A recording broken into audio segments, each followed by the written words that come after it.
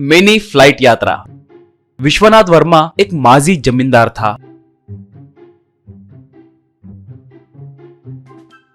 वो अपने दादा परदादे के जमाने के वैभव को याद करते हुए, मूंछ घुमाते हुए उस पुराने बंगले में अपने पुराने सिंहासन पे बैठकर बीती बातें याद करते हुए जो पूछते थे और जो ना भी पूछते थे उन्हें अपने वैभव के बारे में बताते रहता था।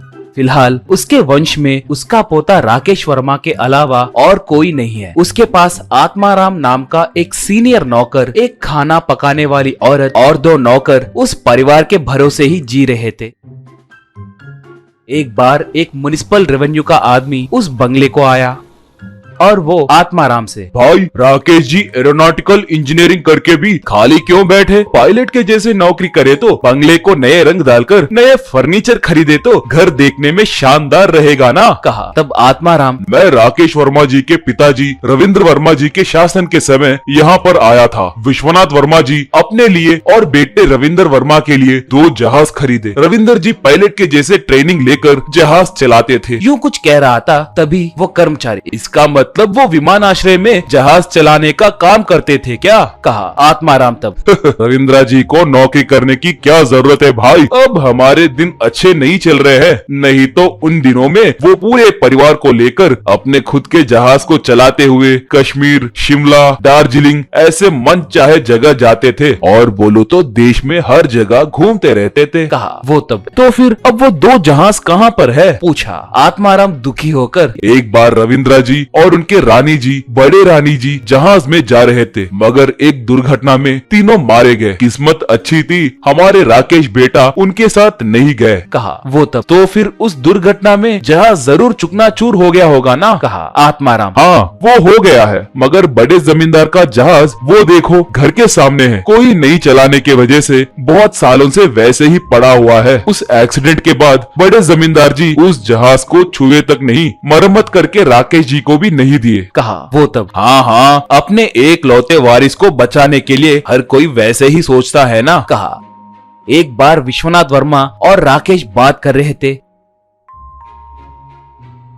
तभी आत्माराम आकर, साहब रजिस्टर पोस्ट आए हैं, कहकर 2 कवर दिया। राकेश दोनों को निकालकर पढ़ा और, दादाजी एक खत इनकम टैक्स डिपार्टमेंट से बकाइयों के साथ मिलाकर पूरे 45 लाख रुपए भरिए, यूं कहते हुए लिखे। दूसरा खत, हमारे घर के सामने के जहाज को तुरंत निकाले नहीं तो उसकी नीलामी करेंगे कहकर ग्राम पंचायत वाले भेजे हैं। विश्वनाथ वर्मा तब, किसी न किसी दिन ऐसी स्थिति आएगी कहकर मुझे पता था इनकम टैक्स वाले रुक सकते हैं मगर ये पंचायत वाले नहीं रुकेंगे। वो अब तक बहुत बार खत भेज चुके हैं। वो जहाज हमारे परिवार का नाज है, अब इसे निकालकर कहाँ ले जाना है कुछ समझ नहीं आ रहा है, कहा। राकेश तब, दादाजी मुझे भी पायलट लाइसेंस है ना, कम से कम अब तो भी आप अनुमति देंगे तो, यूं कह रहा था विश्वनाथ। राकेश, एक बार मेरी पत्नी, बेटा और बहू को खो चुका हूँ, मेरे एक लौते पोते को भी खोना मुझे पसंद नहीं है, मुझ पर कृपा करके कभी भी उसकी बात भी मत करना, कहा। राकेश तब, सॉरी दादाजी, मुझे जहाज चलाते हुए हवा में उड़ना नहीं है, बस उतना ही ना, कहा। विश्वनाथ वर्मा, बस वही है, उसके अलावा तुम कुछ भी कर लो, मैं मना नहीं करूंगा, कहा। राकेश सीधे अपने जहाज के पास जाकर जहाज को अच्छे से देखने लगा। अपने मन में, कुछ भी करके इसकी मरम्मत करूंगा, जहाज को एक ट्रांसपोर्ट व्हीकल के जैसे बदलकर पैसे कमाऊंगा, तब सारे कर्ज चुकाकर बंगले का पूर्ण वैभव लाकर मेरे दादाजी को खुश करूंगा, सोचा। राकेश एक कोने में पड़े उस जहाज को बहुत मेहनत करके मरम्मत किया।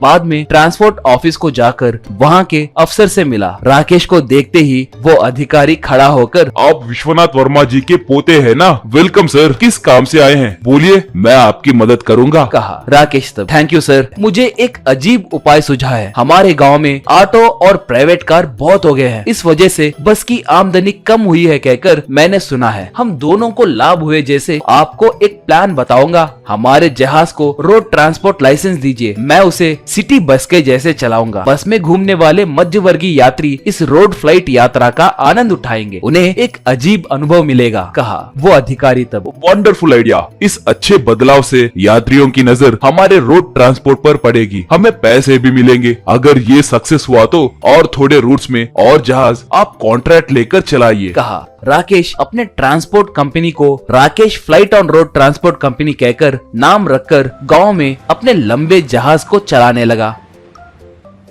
ऐसे रोड फ्लाइट यात्रा करने के लिए लोग उमड़कर आने लगे। अंदर खाली नहीं रहता तो लोग जहाज के ऊपर चढ़कर भी यात्रा करने लगे। राकेश को बहुत पैसे मिलने लगे। राकेश एक और जहाज को खरीदकर घुमाने लगा। पैसे भर भर कर आने लगे। उनसे राकेश और थोड़े जहाज खरीदकर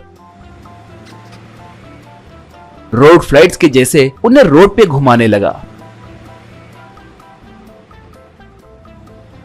पोते के उन्नति को देखकर विश्वनाथ वर्मा मूंछ घुमाते हुए बहुत गर्व महसूस करने लगा।